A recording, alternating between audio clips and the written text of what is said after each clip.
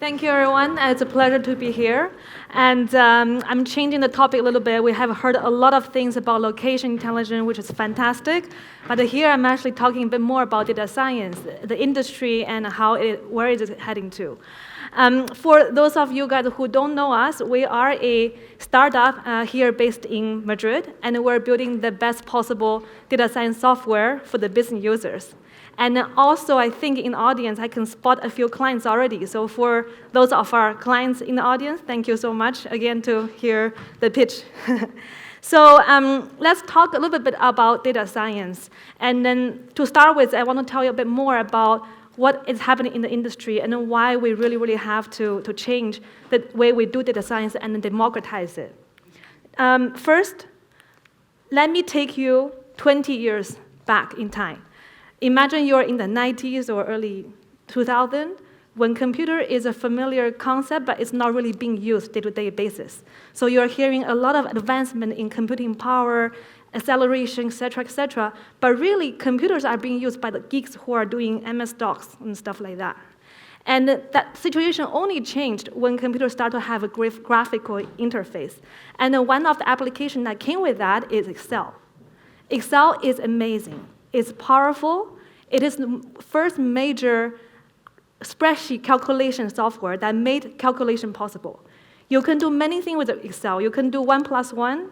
You can do even the more advanced programming, micro and then different, add-on projects.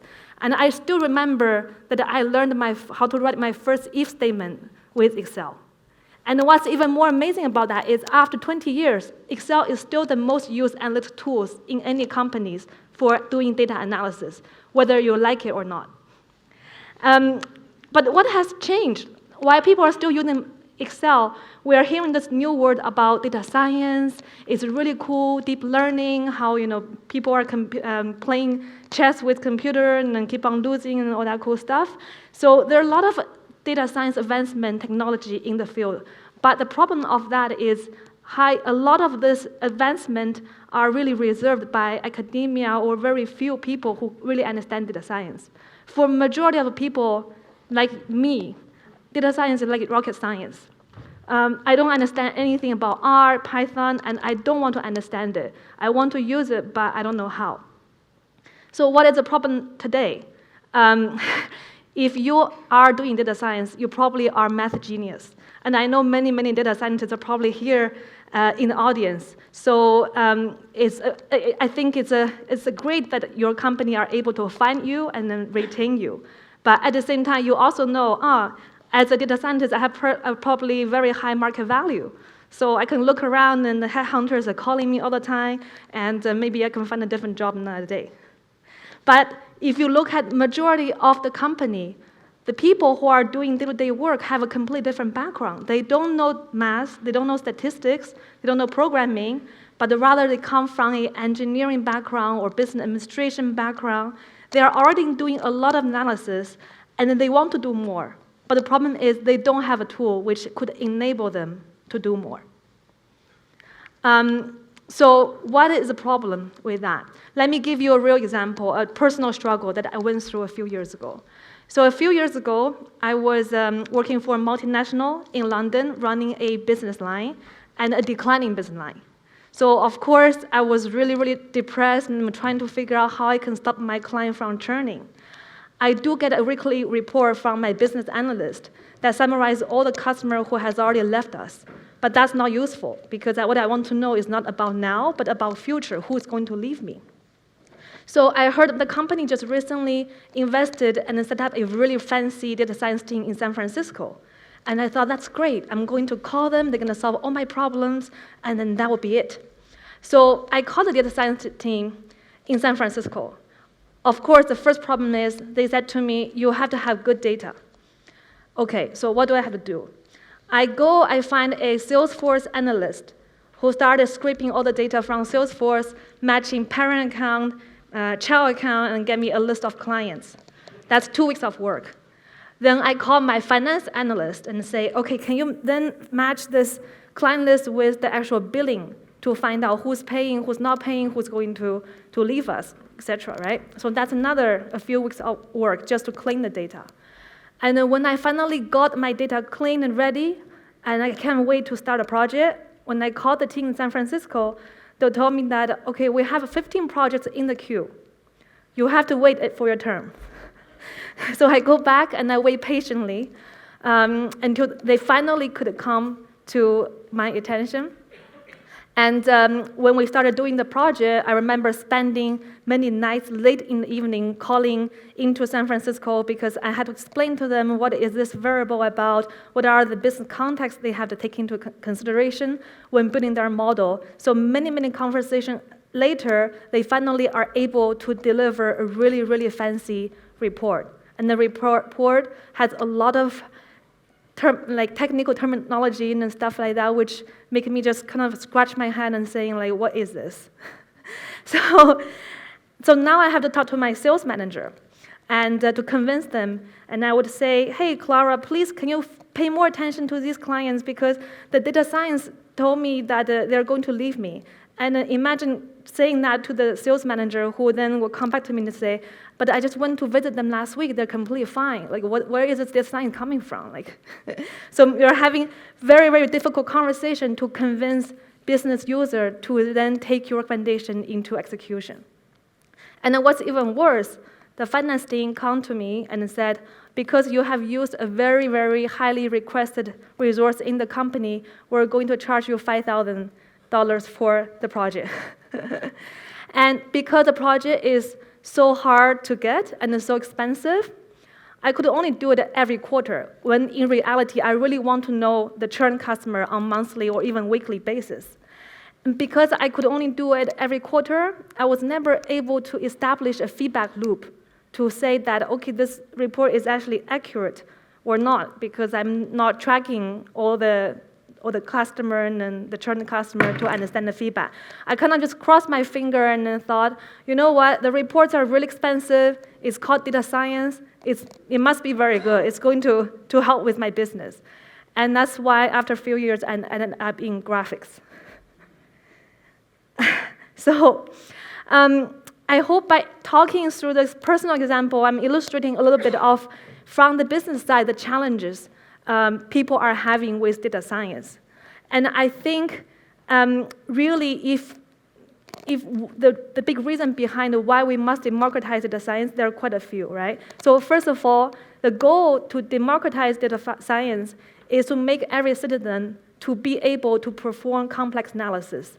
The advantage of that is, first of all, you could actually analyze more data, and then data is more powerful when they are being analyzed and processed and used.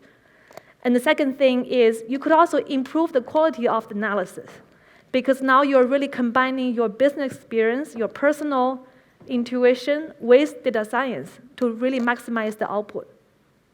Another really critical thing is by including business users from the very first step, you're getting their buy-in.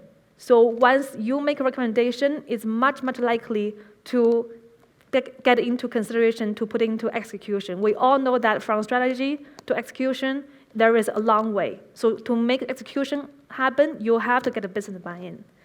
And then finally, it's about the data-driven culture. So there are too many companies, when they talk about data-driven culture, it's treated as a top-down strategy, something that's being championed by the CEO, by the CSO, but unless you have the middle management and every single person thinking about how to use the data and actually using the data, you can never build a bottom-up strategy like the one you are hoping for.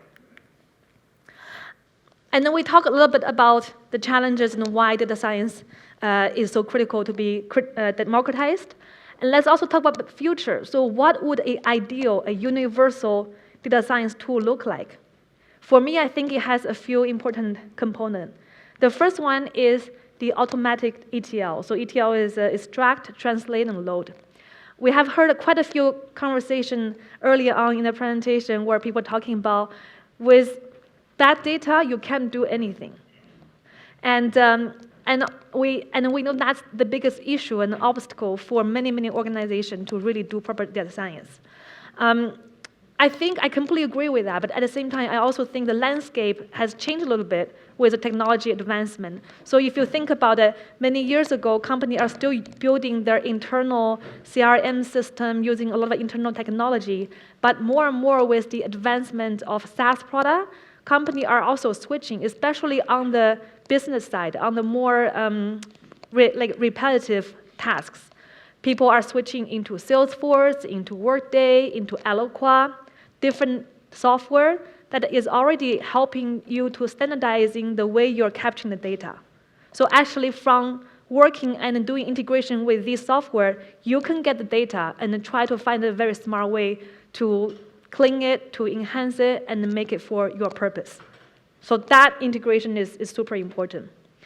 Another really important thing is real-time processing. So again, it's great if you're using data to answer specific problem, but very often we know business decision has to be taken in a time and at a place that's very critical to make a real impact. So we have, again, heard our presentation before about post-scope and how the real-time activation is so important. So again, like being able to capture the data real-time and processing it and then run a output from it is going to be very, very critical. The third element for me is self-generated analysis. What do I mean by that? So when you are a business user, you don't really have any technical knowledge. You're not expected to know the difference between XGBoost and CAPBoost or maybe a different algorithm. You're not seeing the data science problem as, okay, I'm doing a text analysis or I'm doing a target variable analysis. In your eye, the business requirement is, okay, I have a lot of customer review. How can I understand the key topics?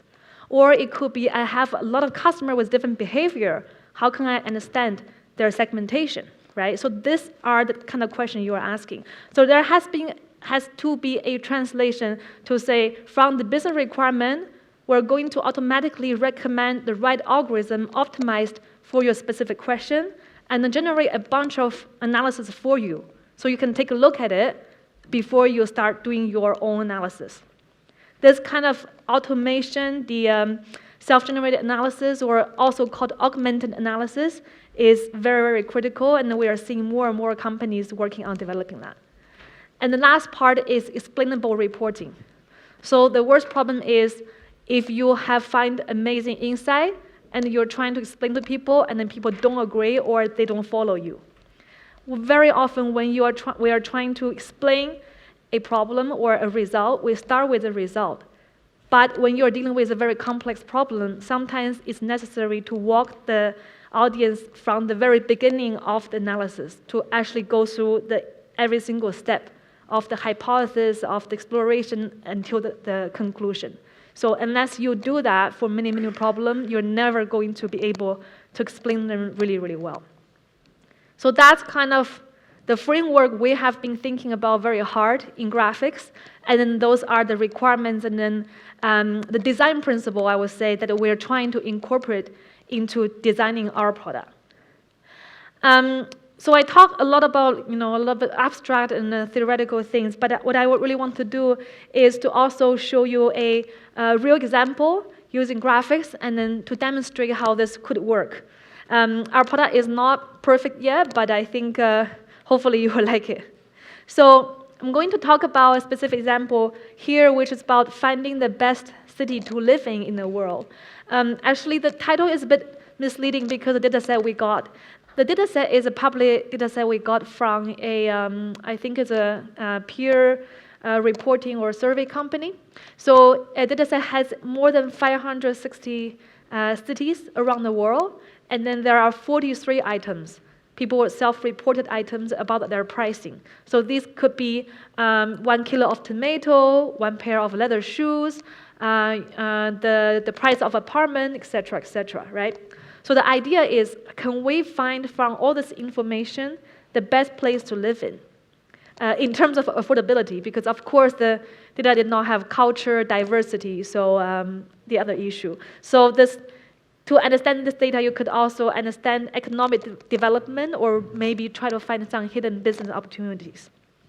So the first step in doing this kind of analysis is to run the data through your system. So I'm going to play a demo to show you how that works. Is it working? OK, so now it's working. So what you see, wait, sorry, let me go back. How can I play? Just one click. Oh, wait a second. Wait a second.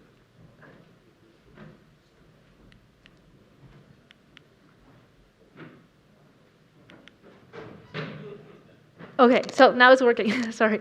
So from here, you can see that you can very easily add different data sets, whether it's your Excel file from your Google Drive or even your internal data system. And then once you uploaded the data, it looks like this, and it shows you an interview of the data. What's really cool here is instead of the typical coding interface, we have designed a customized recipe session for you. So as a business user, you don't have to think about anything about coding, but rather you're going through a Q&A type of question, and then you are being interviewed to ask, okay, what kind of data are you trying to analyze? Is it text data? Is it image data?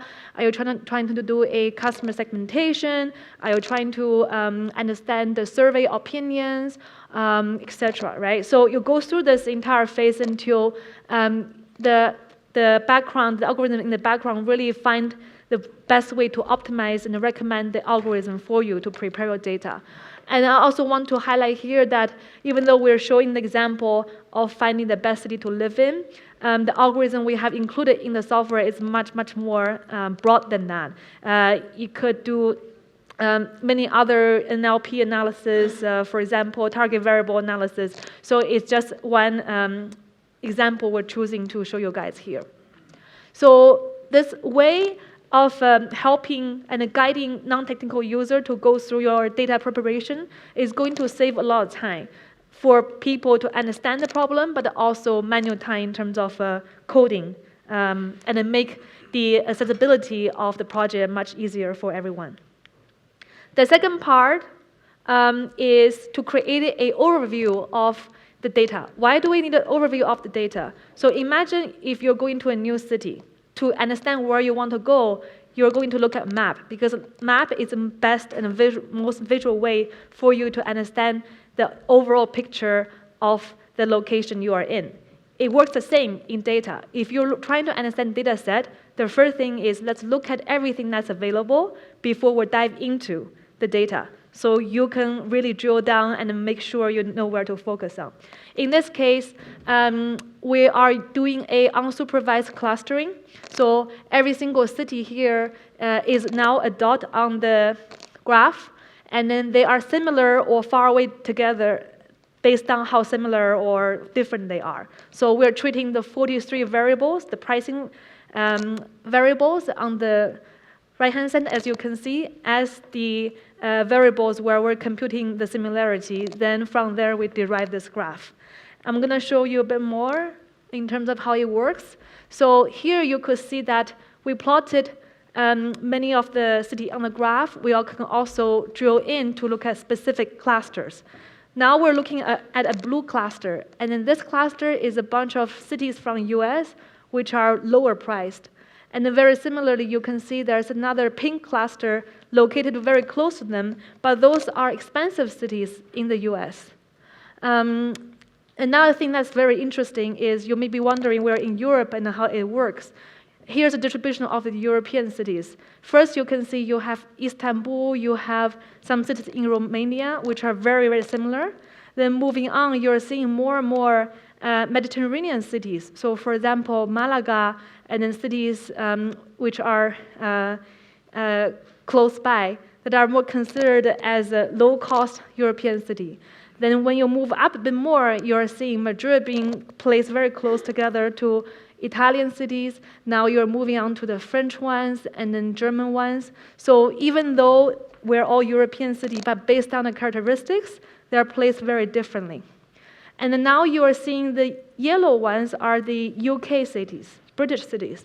But what's very interesting is actually they're very similar to the Australian ones on the left, whereas the other bubble here, the Nordic cities, are behaving much more similar with American cities. So it's very interesting, like even though you have very high-cost city like London and Geneva, but actually in terms of behavior, they are grouped very differently if we use unsupervised learning, because the way those cities are priced have very different characteristics. I also want to talk a little bit about another way to look for insight, which is to using filters to explore the data. And then here you probably will find it very similar to CARTO, because CARTO has been an inspiration for us. Here you can actually play with different filters on the left side or the right side to go down and drill down to look at your specific question. So in this case, we're trying to look for very low-cost cities in US with high salary. So by playing with different filters, you can actually find those answers very, very quickly. And then once you find this answer, what's also very cool is we have a feature called Save as Insight. You can then save it as something interesting you'll find out, and then you will go into the reporting section. So later on, your colleagues from a different team could then review the section and say, oh, look, this is the interesting thing that Kay found about this analysis. We talked a little bit of the importance of self-generated graphs. So here again, I want to highlight this example. So I'm from Toronto, and I'm often wonder if I have made the right choice to move to Madrid or not. So in this case, I want to do a very quick comparison to find out how Toronto and Madrid are different in terms of pricing. So just by clicking on those two different cities, we have already got a stack of variables ranked statistically based on their differences. So here you can see that actually in Toronto, the disposable income is higher, the apartment is higher, but on the other side, things like Nike shoes and then jeans are more expensive here in Madrid. So very interestingly, I can do a very comparison to understand how the difference are like between those two cities. Not only you can look at the difference just by toggling the little button above, you could also look at similarities. So again, statistically, you could see that from the 43 variables, we're able to select to you and then tell you that actually if you're going to a fitness club or if you're going to get a taxi, the prices are very similar in the two cities. And all this analysis are just 2 clicks away, and you don't have to do any additional effort for that. The final part is the insight part. So this is a very interesting idea about explain your insight and explain the finding you have got. So in this case, we have already 2 colleagues who looked at this analysis, and then they saved a lot of very interesting findings for me to go over. As you can see, there are a lot of interesting analysis about, okay, beef in Switzerland is very expensive, milk is more expensive on the coast and stuff like that. So as a collaborative team member, I could go in and actually read about what they have found out from this. But what's also very interesting is, for example, in this case, they were looking at the best city to live in. So specifically, they're looking at a city with high salary, low rent, and wine. And I'm very curious how they got to this conclusion. And there was a play button. So once I play it, it takes me to the original graph, which showed me the process of how they actually found this insight. So it's a very dynamic way to do the reporting. And I don't have to ask them, and I can actually go back and reproduce their analysis process and understand how they are derived in the insight. And unfortunately, I probably will disappoint you. The most affordable city to live in are not very exciting. There are Dallas and a few other cities in the middle of nowhere in the US. So probably that's the reason. And then once you have this analysis, you could also export it in PDF and use it for any presentation. So I just run through some analysis using graphics, and of course we're here to talk about a bit of CARTO, so I want to also make some emphasis here about CARTO. We probably know that 80% of data anywhere in the world has an element of location. So even though Graphext is a great tool, but I do have to admit that we don't have the mapping or geolocation element to make the analysis even more powerful, because of course if you're analyzing the best cities to live in, it's much more intuitive if you could visualize it in a graph. So with CARTO, you can do much more things to even do more things with the analysis. To start with, just change the city and map it in the graph. So even if you only have the city name, they could actually find out the geolocation, the coordinates, and then convert that into a graph for you. Another thing that's really cool with CARTO, which I personally find very powerful, is when company actually coming with you to ask a specific question, very often you have to enrich the data. So in this case, you could actually enrich the data with census and then tell people that, okay, so maybe you could find the best place to live in, and what if the town only has 500 people? Would you really consider that, right? So by adding this kind of census information, you could find a lot more interesting analysis with that. So those are just a quick few words about CARTO and the special edition and enhancement you could do with them. I guess I want to conclude the presentation, right? So a little bit, I think we spend a lot of time trying to say what is the next big thing, the big problem we're trying to solve here as data scientists. There are so many interesting presentations from you guys to hear about the problem you're trying to solve in different industries. But I think us, from the point of both CARTO or Graphext, as the vendor, a software vendor, we also have a big challenge. Our challenge is how we could enable you guys to work even better. And then in my opinion, that really comes down to the things I talked about in the very beginning, how we can make data science more accessible and then more easily usable by more people. So I think that's a big challenge for the industry. If you look at many of the software vendors out there, the like of Dataiku, Aterix, many of them are really focused on serving the data scientists. And I think the big vision here is, what if we could create the next big thing, as big as Excel, to really democratize data science and make it available for everyone. So that's for my presentation. Thank you very much, everyone. Thank you, Kat.